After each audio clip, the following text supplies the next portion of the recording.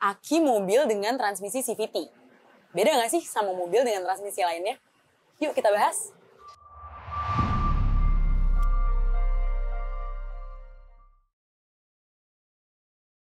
Halo Sobat Seva, balik lagi di konten Info Otomotives. Nah, kali ini kita mau bahas topik yang penting banget nih buat Sobat Seva di luar sana yang punya mobil dengan transmisi CVT, yaitu cara memilih dan merawat aki yang benar untuk mobil CVT. Yuk langsung kita bahas.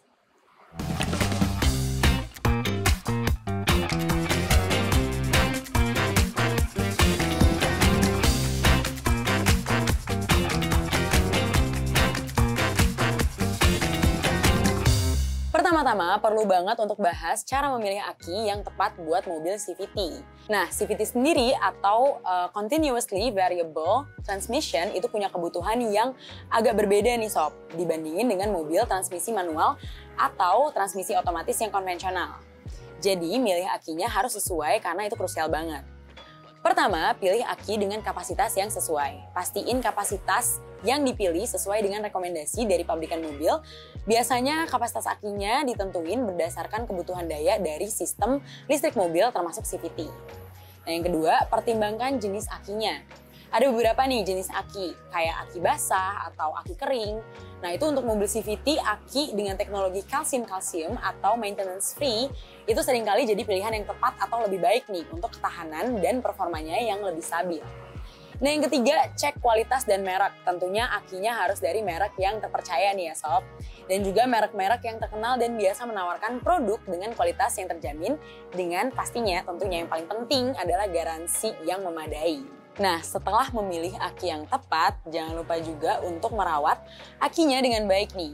Berikut beberapa tips yang bisa kamu gunain buat perawatannya. Pertama, periksa tegangan aki secara berkala.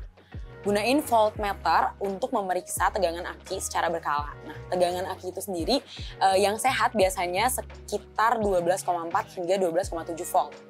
Yang kedua, jaga kelembapan terminal. Pastiin terminal aki selalu bersih dan kering. Nah, kelembapan atau kotoran terminal itu bisa ngeganggu banget nih aliran listrik dan memperpendek umur akinya itu. Ketiga, periksa kabel dan koneksi. Nah, pastiin kabel dan koneksi aki itu dalam kondisi baik dan terpasang dengan benar. Karena kalau longgar atau rusak itu bisa nyebabin masalah yang bahaya banget nih, yaitu pada sistem listrik mobil. Yang keempat, hindarin penggunaan aksesoris yang berlebihan.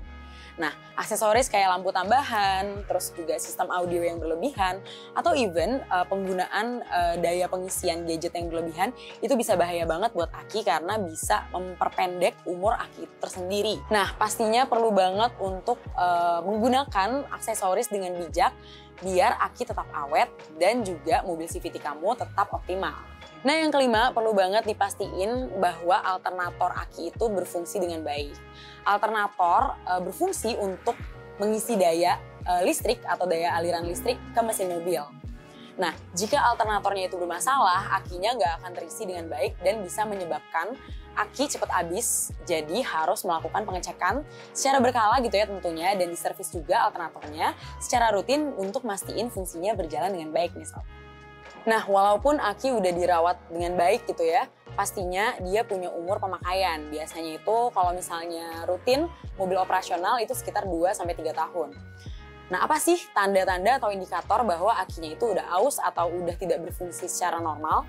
Yang pertama adalah mobilnya itu susah di starter, terutama pada pagi hari. Nah, biasanya kalau misalnya mobil udah susah di starter gitu ya, itu akinya udah aus atau udah perlu diganti gitu. Nah, yang kedua, lampu mobil itu redup.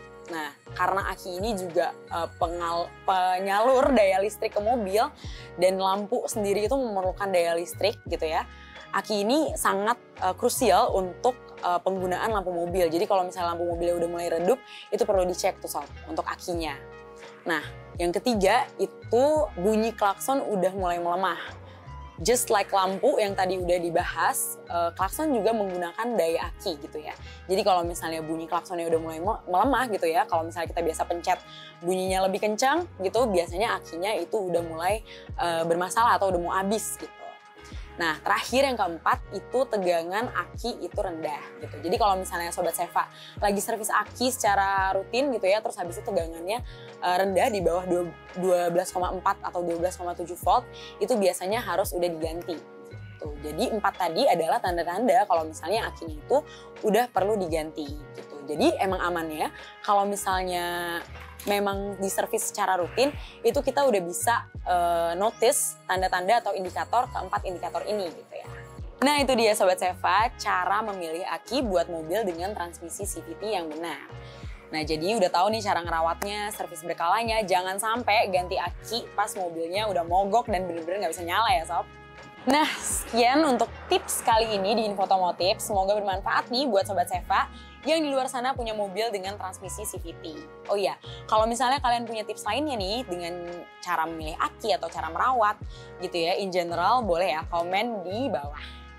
Jangan lupa juga untuk like videonya, subscribe, dan juga share ke teman-teman kamu biar pada well knowledge nih tentang perakian mobil CVT gitu. Jangan lupa juga untuk follow sosial media Seva di Facebook, Instagram, Twitter, TikTok di @seva_by_astra. Beli mobil mudah, aman, dan nyaman di Seva karena Seva jelas dari awal. See you on the next video.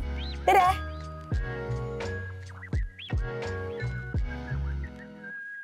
Nah yang ketiga, periksa. Umur pendek kurang.